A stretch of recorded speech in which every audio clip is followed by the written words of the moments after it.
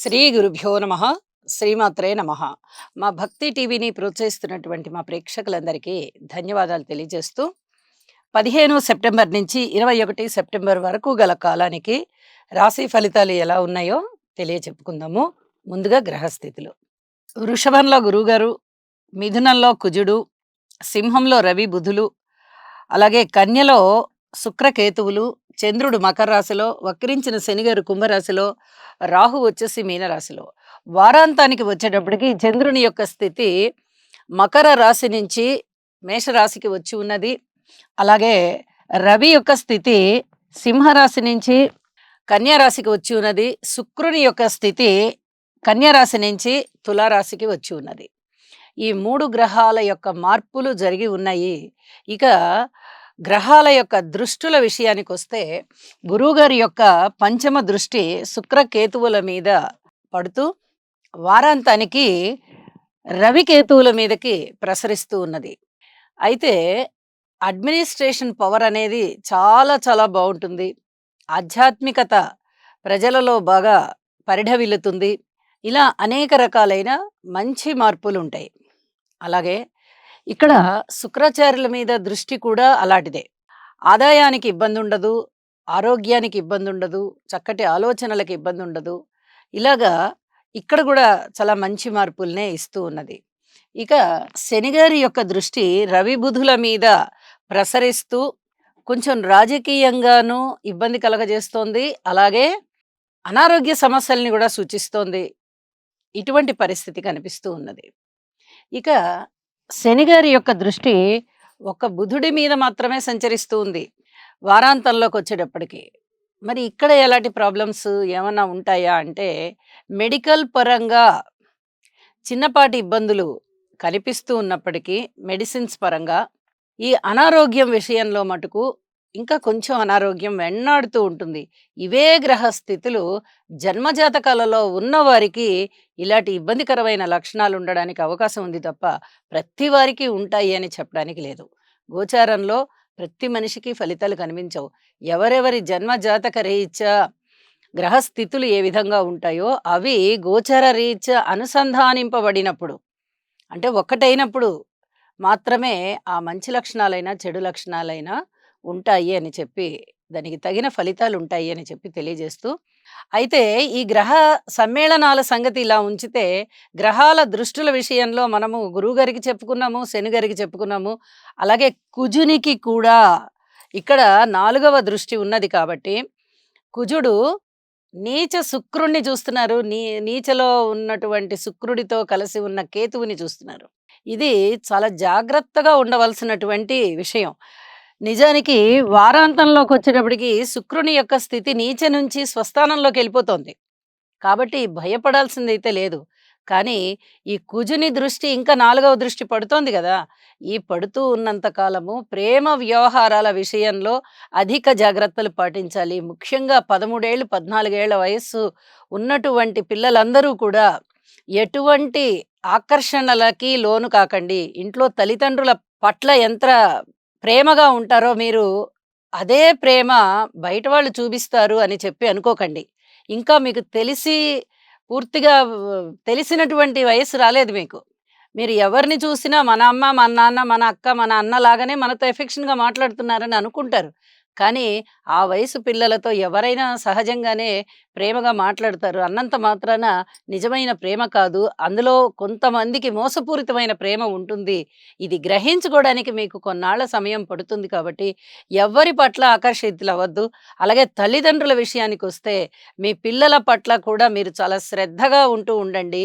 ఇక్కడ ప్రేమ వ్యవహారాలు కొంచెం బెడిసి కొట్టే పరిస్థితి, ప్రేమ పేరుతో ఎవరైనా ఆడపిల్లలు, మగపిల్లలు కొంత వేధింపబడే పరిస్థితి కనిపిస్తూ ఉంది కాబట్టి, ఈ విషయంలో చాలా జాగ్రత్తగా ఉండవలసిందిగా సూచన చేస్తూ ఉన్నాను. మనము ఇప్పుడు రాసుల్లోకి వెళ్దాము. కన్యా రాశి. కన్యా రాశి వారికి ఈ వారం రోజుల కాలము కూడా గ్రహస్థితులు ఏ విధంగా ఉన్నాయి అంటే చక్కగా ఉన్నాయని చెప్పొచ్చు. 3 గ్రహాల అనుకూలత ఉన్నప్పటికీ రాశిలో ఉన్నటువంటి శుక్రాచార్యుల వారి యొక్క నీచత్వం తగ్గిపోయి వారు పక్క రాశిలోకి వెళ్ళిపోతున్నారు. వారాంతం లోపలే వెళ్ళిపోతున్నారు. కాబట్టి ఇక్కడ ఇదొక మంచి ఫలితము. అలాగే షష్ఠ స్థానంలో శని గారి యొక్క స్థితి, నవమ స్థానంలో గురువు గారి యొక్క స్థితి. చాలా అద్భుతమైన గ్రహ స్థితులనమాట. 4 గోచరాన్ని నిర్దేశించేటటువంటి దీర్ఘకాల సంచార గ్రహాలలో 2 గ్రహాలు, అందున పెద్ద గ్రహాలు మంచి ఫలితాలనిస్తున్నాయి అంటే, మనం ఇంక వెనక్కి తిరిగి చూసుకోక్కర్లా. చాలా బావున్నట్టు లెక్క. మరి 2 గ్రహాలే గదండీ! అవి బావున్నది. ఇక్కడ శుక్రాచార్యుల వారి గురించి చెప్తున్నారు గదా! 3 గ్రహాల యొక్క ఉనికి వల్ల అంత బావుంటుందా? 6 గ్రహాల వ్యతిరేకత ఉంది గదా! అంటే, 6 గ్రహాల వ్యతిరేకత ఉన్నప్పటికీ, జాగ్రత్తలు తీసుకోవాల్సిన అంశాలలో మీరు జాగ్రత్తలు తీసుకున్నట్టయితే, గురువుగారు చాలా బాగా కాపాడతారు. శని గారు గూడా చాలా బాగా కాపాడతారు. అనుకున్న విధంగా మీకు ప్రమోషన్స్ రావడానికి అవకాశం ఉంది. నిరుద్యోగ సమస్య తీరేటటువంటి పరిస్థితి కనబడుతోంది. రుణాలు కావాలంటే రుణాలు దొరుకుతాయి. రుణాలు తీర్చేయాలి. మన దగ్గర నుంచి డబ్బు తీసుకుని వాళ్ళు చాలా కాలమైంది. మనకి వాళ్ళు ఇచ్చేస్తే బావుండు అనుకుంటే మీకు ధనం వచ్చేస్తుంది. మీ మనస్సంకల్పాన్ని బట్టి అక్కడ జరుగుతుంది. అన్నదమ్ముల యొక్క సహాయ సహకారాలు దొరుకుతాయి. అలాగే విద్యార్థులు ఎంత కష్టపడుతున్నారో అంతకన్నా మించిన ఫలితాలొస్తాయి. స్త్రీలు కూడా చాలా సంతృప్తిగా ఉంటారు. శత్రువులు తగ్గిపోతారు. మిత్రులవుతారు. అనారోగ్య సమస్యలు తగ్గుతాయి. ఆరోగ్యవంతులవుతారు. రుణాలు తగ్గిపోతాయి. చక్కగా రుణ బాధలు తీరిపోతాయి. ఇలా అనేక రకాల ఆనందాలు మిమ్మల్ని వరిస్తున్నాయి అని చెప్పచ్చు. ఇక జాగ్రత్తల అంశానికొస్తే, రాశిలో ఉన్నటువంటి నీచ శుక్రాచార్యుల వారి మీద కుజుని యొక్క దృష్టి పడుతూ ఉంది. ఇక్కడ రాహువు యొక్క దృష్టి పడుతూ ఉంది. ప్రేమ వ్యవహారాల విషయంలో మటుకు అత్యధిక జాగ్రత్తలు పాటించండి. ఇక్కడ మీ ప్రేమ కొంచెం రోజులు ఆగిన తరువాత అది మంచి ప్రభావం చూపించడానికి అవకాశం ఉంది. ఇది మటుకు చాలా జాగ్రత్తగా గుర్తుపెట్టుకోవాల్సిన అంశం. దాని తదుపరి రాశిలో కేతు, రాశిని చూస్తూ ఉన్నటువంటి రాహువు బంధాలనన్నిటినీ తొలగిస్తారు. ఒక భయాన్ని మీలో కల్పిస్తారు. ఒక మాయని కల్పిస్తారు. అక్కడ ఒకటి జరుగుతుంటే మీరు ఇంకొకటి అనుకునేటట్టు చేస్తారు. శత్రువులు పెరగకుండా చూసుకోండి. ఇక్కడ ముందరే శని గారి యొక్క స్థితి వల్ల శత్రువులు తగ్గిపోతున్నారు. కానీ రాహువు గారి యొక్క దృష్టి ప్రభావం చేత మీరు ఇంకా ఆ భ్రమకి లోనయ్యే ఉంటారు. ఇంకా వీళ్ళు మన శత్రువులే అన్నట్టుగా. ఇక్కడ మీరు కొంచెం జాగ్రత్త వహించాలి. ఓర్పు వహించండి. పరస్పర ద్వంద్వ భావాలు కలిగేటటువంటి గ్రహస్థితులు ఒక్కొక్కసారి వస్తూ ఉంటాయి. ఓర్పు కలిగి ఉండడమే. మన లోపల 2 రకాల ఆలోచనలు వస్తూ ఉంటాయి. వీళ్ళు చాలా మంచివాళ్ళుగా కనబడుతున్నారు గదా! ఇప్పటి వరకు కొంచెం వీళ్ళు శత్రుత్వంతో ఉండేవారు గదా! అని మనకనిపిస్తుంది. కానీ వీళ్ళు శత్రువులు గదా!